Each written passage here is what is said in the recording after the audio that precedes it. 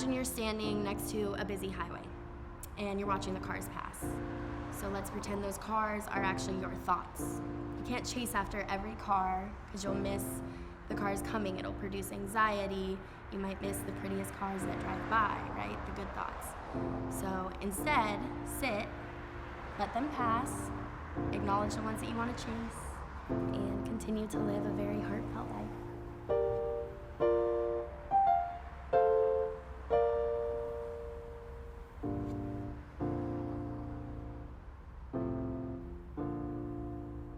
Three out of every 4 suicides is male.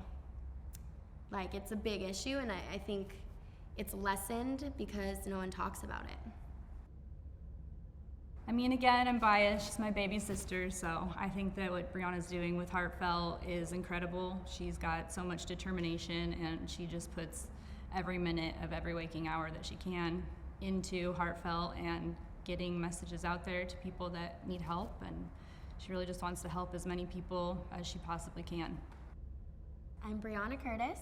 I am the CEO and founder of the Heartfelt Club, and I'm from Evergreen, Colorado. I spend basically all day, every day, talking to people who are relatively in crisis. And that's just a space I've always held on my social media, but with the Heartfelt Club, it's become far more interactive.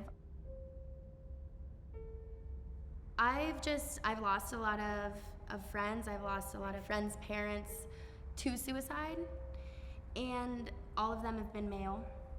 And so that has always been like a really interesting, factor in my life, and I really started to acknowledge that.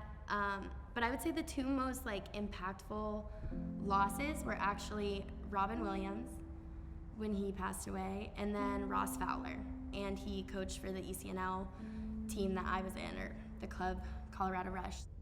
I had a friend call me, and I was living in Italy at the time. We had just played a game, and I was out of my mind happy. We won, and then I got that call and could not stop crying.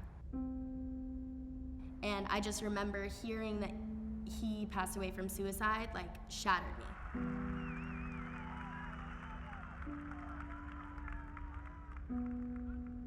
I wanted to call him to tell him I was playing pro, and I never did. It just slipped my mind. It wasn't, I didn't think I was running out of time to tell him that.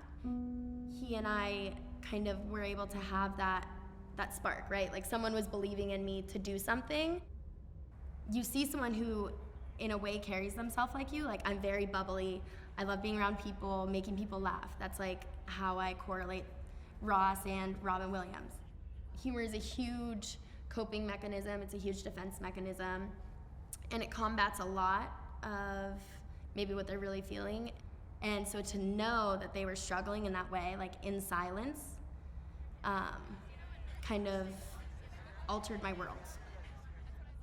We all have our ups and downs, and I think for men that probably is something that they feel they have to hide more so than women generally might. I remember driving one day from one class to the other, and it was across campus. And there's a highway or a road that's literally just 2, lanes. And I was like, well, what if I just turn the wheel into the other lane?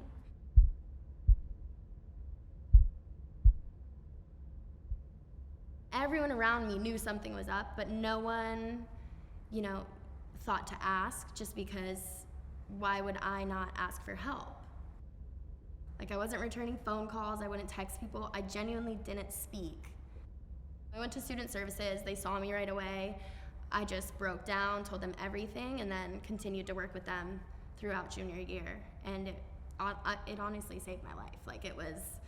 It was definitely getting really dark, and had something not happen like that, I really don't know.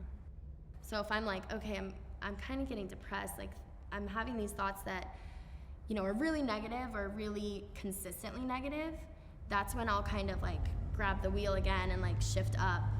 We're gonna have really highs and really low lows, and that's totally okay. Sitting with someone, even in the dark, when they can't see the light, allows them that added support. You don't know how much that little, just being there can help someone. She has really powered through a lot of her own personal struggles with her mental health and really persevered, and just, she's a very strong person, and her vision is incredible. I know she'll do really incredible things and create a safe space for anyone to come in.